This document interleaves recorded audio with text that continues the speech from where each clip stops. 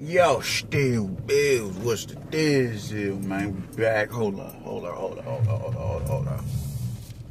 Check something out right quick. Give me like 30 seconds. Oh. I don't know what this fool doing. Yeah, man. So like I was saying, man, we finally got hit with some snow. It wasn't nothing drag, but it's enough snow on the ground that, it snowed, nigga. It snowed. This is how I should have looked around Christmas and New Year's.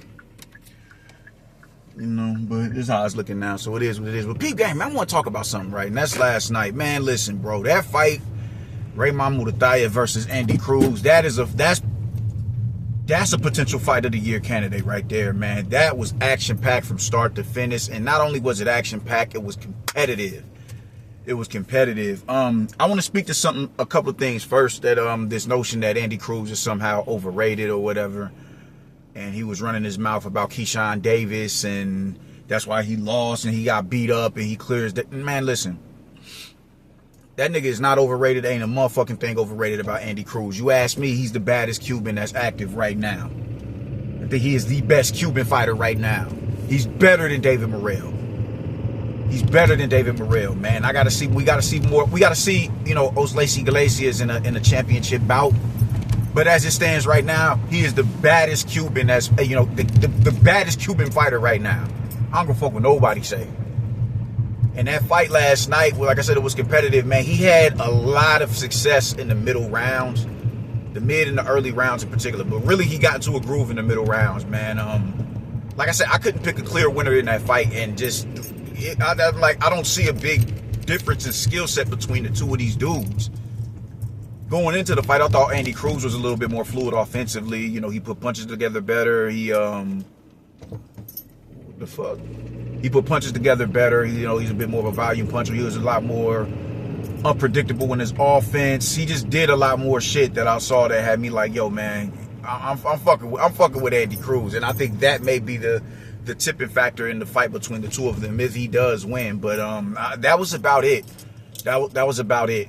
Just his fluidity and offense, you dig? And and obviously in the fight, according to the punch stats, he proved to be the better defensive fighter because he threw less and landed more.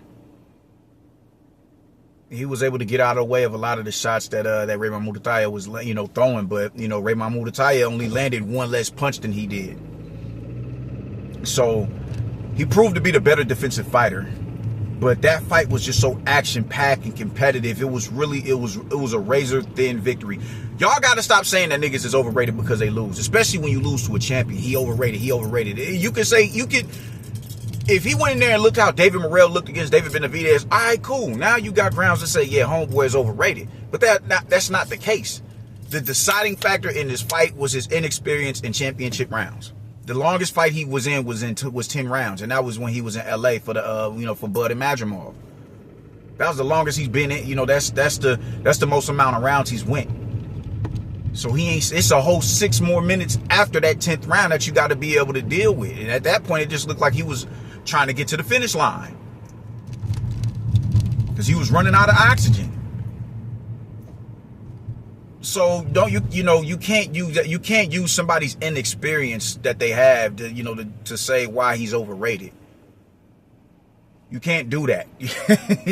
I think that's ridiculous, man. I mean, a nigga went in there and he gave that man hell for 11 rounds, damn near 11 rounds. Raymond Muratalla put a little bit more punches together on the back end of the fight and was capitalizing on that man's on his gas tank. That doesn't mean that he's overrated. That just simply means he was fighting in waters that he had yet to swim in yet. Raymond Muratalla has been the distance a multitude of times, dog. He hasn't. That matters. So you can't sit here and say the dude is overrated just because he ain't no. And I don't know how y'all aren't catching that. And maybe you're choosing not to catch it, or maybe you're catching it. You just don't want to speak on it because you're not a fan of not Boozy, but Bozy. And y'all aren't fans of Boots. I'm not a fan of Boots. I'm not. Kid is talented though. He's dead nice. But a lot of them, they're Crawford fans. A lot of Bozy and Boots detractors are Crawford fans. I'm kind of I'm not a detractor of Boots. I'm just not the believer that everybody else is. But the thing is, you know, Boots is a segue to, you know, it's Team Boots. Fuck all of y'all. Fuck all y'all Philly niggas. I was trying to get at the homie, and, you know, it's understandable. It's understandable. And I ain't even mad as long as you can be honest about it. Because I'm honest about my biases. I'm honest. I'm not about to sugarcoat a motherfucking thing, my nigga. If I don't fuck with you, I'm going to tell, yo, I just don't fuck with that nigga. That's just what it is, man. But a lot of people, you know, they find shame in doing that because they don't want to be labeled a hater. I'm a hating ass nigga, so that shit don't bother me. But you can't sit here and say that that he's overrated. I'm really taking the issue with that because there was nothing overrated about that performance last night. They both countered well. They both switch hit well. They both used graceful feet. They didn't, you know, Andy Cruz was, you know, he was fighting a little bit more off the back foot, but he was still stepping in behind the shots and looking for countering opportunities, and it was engagement there. It was engagement. That was an A+ performance from both fighters. Maybe an A performance from Andy Cruz because he ran out of gas in the last 2 rounds. But other than that, that fight was the type of fight that you look for in fights. It was competitive, it was a skill set there, and it was a dog fight. Stop with all the, just because you lose a fight, that doesn't mean you overrated. How you perform in that fight is going to determine how you overrated. And he didn't give a performance that says, yo, man, he's not who they was pumping him up to be. He gave a performance that says, I haven't been the last 6 minutes in the fight yet. That was it. That was it. The minute Andy Cruz would get into a rhythm in the middle rounds in particular, man, you would start to see Raymond start, like, and I would start to say, like, yeah, here go. This is where he starts to drop off in activity right here. And as soon as I get to saying that and thinking that, he's stepping in behind a jab, putting shots to the body, hooking off the jab, splitting the guard with the uppercut up the middle, all with the left hand. I'm like, yo, this is beautiful work right here. There's, you know, just incredible feet. There was nothing there that you could be dissatisfied with between the two of them, man. And I seen him throw it a few times in the video that I made with the catch and shoot counter that he does. That's honestly a technical flaw. It's a fancy, it's like, you know, a motherfucker fighting with their hands down. You dig? If if you're sharp enough to get away with that, you can get away with it. That's what Raymond Muratalla is about, man. He fight, you know, he'll catch the stab jab to the body, and he'll throw the right hand off of it. That's a beautiful counter, but you know, it's everybody ain't gonna be able to get away with that. But he employed that a lot, man. It was just really good work in there between the two of them fighters, bro. So I don't want, you know, just at least be honest. Let's be all the way honest about it. That was not an overrated performance from fucking Andy Cruz. That was a damn good performance. That was a damn good performance. And if you're saying that it ain't, you're being dishonest. You're being extremely dishonest, man. Them dudes got busy in there. That's a potential fight of the year candidate. I enjoyed every minute of that. I wanted that fight for Keyshawn Davis. I don't like the fact that Keyshawn Davis is overly overjoyed about that, you know, him losing or whatever. I don't like that because he's been calling you out. He's been calling you out, man. So I think with that, you feel like you can breathe now because he lost to, you know, Muratalla. Like, nah, my nigga, no. That's not a, you know, that's not an inadvertent victory for you just because he lost to Raymond Muratalla. And matter of fact, after that fight with Raymond Muratalla, he's going to be that much more dangerous. He's going to be that much more dangerous.